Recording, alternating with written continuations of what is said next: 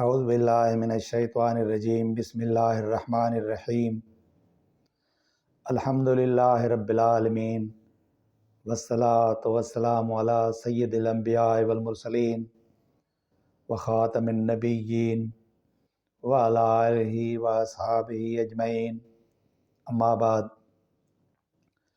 پیارے دوستو، آج میں آپ کو پاکستان ملک کے صوبہ سندھ، جس سے ہم باب الاسلام بھی کہتے ہیں، اس سندھ کے کامل ولی اکمل حضرت سید محمد راشد روزے دھنی رحمۃ اللہ علیہ کی ملفوظات شریف سے فیضیاب کروں گا۔ وہ کامل ولی جس کا فیض، روحانی فیض، ظاہری و باطنی فیض پاک ہند بر صغیر اور جہاں جہاں اس کے مرید ہیں پوری دنیا میں پھیلا ہوا ہے۔ تو میرے مرشد کریم کی جو ملفوظات شریف ہے، اس کا جو پہلا باب ہے وہ باب ہے ذکر شریف کی بھلائی کے بارے میں، یعنی لا الہ الا اللہ کی بھلائی میں۔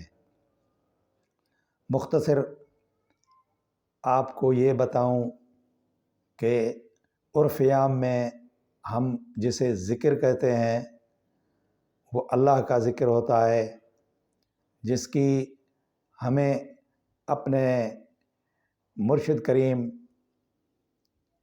تلقین کرتے ہیں کہ صبح و شام یہ آپ ورد میں رکھیں تو انشاءاللہ تعالی آپ کی ظاہری اور باطنی جو بھی ضرورتیں ہیں وہ پوری ہوتی رہیں گی۔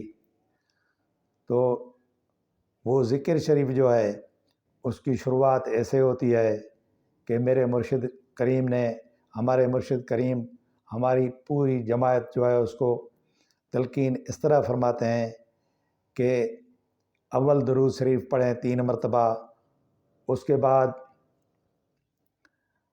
11 مرتبہ قل ہو اللہ شریف یعنی سورہ اخلاق، اس کے بعد 3 مرتبہ درود شریف۔ پھر یہ جو ہدیہ ہے، نذرانہ ہے، یہ حضرت سیدنا مرشدنا حضرت پیران پیر دستگیر عبد القادر جیلانی قطب ربانی رحمۃ اللہ علیہ کے روح مبارک کو نذرانہ پیش کیا جائے گا۔ اس کے بعد یعنی یہ ذکر کیا جائے گا مغرب کی نماز کے بعد اور صبح کی نماز سے پہلے۔ تو شروعات ہوتی ہے، مرشد کریم تلقین فرماتے ہیں کہ شروعات کریں لا الہ الا اللہ، لا الہ الا اللہ، یہ 1000 مرتبہ۔ اس کے بعد الا اللہ الا اللہ الا اللہ 1000 مرتبہ، پھر اللہ اللہ اللہ 1000 مرتبہ۔ پھر میرے مرشد فرماتے ہیں کہ ہو 1000 مرتبہ۔ یہ جب پورا ہو جائے تو اس کے بعد آپ مراقبہ کریں، اور مراقبے میں یہ تصور کریں کہ آپ حضور آقا نامدار صاحب الاولاق صلی اللہ تعالیٰ علیہ وآلہ وسلم کی کہ روضہ اقدس کے سامنے حضور کے حضور میں حاضر ہیں، اور اس کے ساتھ ساتھ ہو کا ورد بھی قلب میں جاری رکھیں، اور اس کے ساتھ ساتھ اپنے مرشد کریم جس سے آپ نے ذکر کی تلقین حاصل کی ہے اس کا تصور بھی رکھیں۔ پھر یہ چند لمحے آپ یہ تصور کرنے کے بعد بارگاہ الہی میں دعا مانگیں، انشاءاللہ تعالی آپ کے سب ظاہری باطنی جو ضروریات ہیں وہ پوری ہوتی رہیں گی، اور اللہ کا فضل آپ کے ساتھ شامل حال ہوگا۔ تو سائیں، اس کے بعد اب میں یہ جو لا الہ الا اللہ کی بھلائی کا سلسلہ ہے، اس سلسلے میں جو میرے مرشد کریم کے نکات بتائے گئے ہیں وہ میں آپ کے خدمت میں پیش کرتا ہوں چند۔ ایک دفعہ حضرت پیر سائیں سید محمد راشد روزے دھنی رحمۃ اللہ علیہ نے حدیث شریف سے بیان کرتے ہوئے فرمایا کہ جو شخص ایک دفعہ کلمہ طیبہ یعنی لا الہ الا اللہ محمد الرسول اللہ صلی اللہ علیہ وآلہ وسلم صدق کے دل سے پڑھے گا تو اللہ تعالیٰ اسے بغیر حساب کے جنت میں داخل فرمائے گا۔ کیوں نہیں؟ کیونکہ جنت میرے مولا کی ہے، اللہ سے کی بنائی ہوئی ہے۔ جو جنت میرے مصطفیٰ کریم کی خوشی کے لیے بنائی ہے۔ اب جو اللہ اور رسول کا ذکر کرے گا، کلمہ طیبہ دل سے پڑھے گا تو یقیناً اللہ سے اسے جنت نصیب فرمائے گا انشاءاللہ تعالی۔ جس کو جنت میں جانا ہو وہ کلمے کا ہمیشہ ورد رکھے، یقیناً اسے جنت نصیب ہوگی انشاءاللہ تعالی۔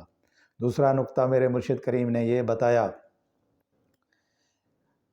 ایک دفعہ آپ نے حدیث شریف سے فرمایا کہ لا الہ الا اللہ کا ورد گناہوں کو اس طرح ختم کر دیتا ہے جیسے سورج کی گرمی برف کو۔ سبحان اللہ و بحمدہ، تو جسے گناہ بخشوانے ہوں تو لا الہ الا اللہ کا ورد زبان پر جاری رکھے۔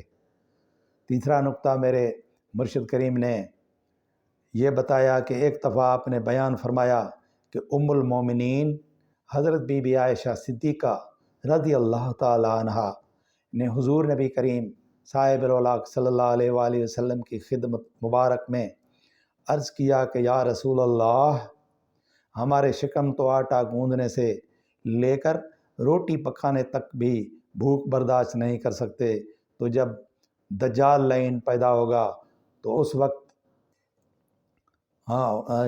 دجال لعین پیدا ہوگا اور اس کے سوا کھانا کہیں سے نہیں ملے گا، تو مومنین کا اس بھوک میں کیا حال ہوگا؟ حضور نبی کریم صلی اللہ علیہ وآلہ وسلم نے فرمایا کہ اس وقت اللہ تعالیٰ کا ذکر مومنین کے لیے کھانے کے بدلے میں طعام جیسی خوراک ہوگا۔ سبحان اللہ، یہ حضور علیہ الصلاۃ والسلام نے جو جس ذکر کی بات کی ہے کہ بھوک میں طعام جیسی خوراک ہوگا، وہ ذکر جو میں نے پہلے آپ کو میرے مرشد کی تلقین کیا ہوا بتایا، یعنی لا الہ الا اللہ، لا الہ الا اللہ، اور الا اللہ الا اللہ الا اللہ، اور اللہ اللہ اللہ، اور ہو وہ یہ ذکر ہے۔ جو شخص میرے مرشد کریم نے وضاحت کی کہ جو شخص دجال کے دور میں صبح کی نماز سے پہلے یہ ذکر کرے گا، انشاءاللہ تعالی سارا دن بھوک سے بچتا رہے گا اور دجال کی غلامی سے بچ جائے گا۔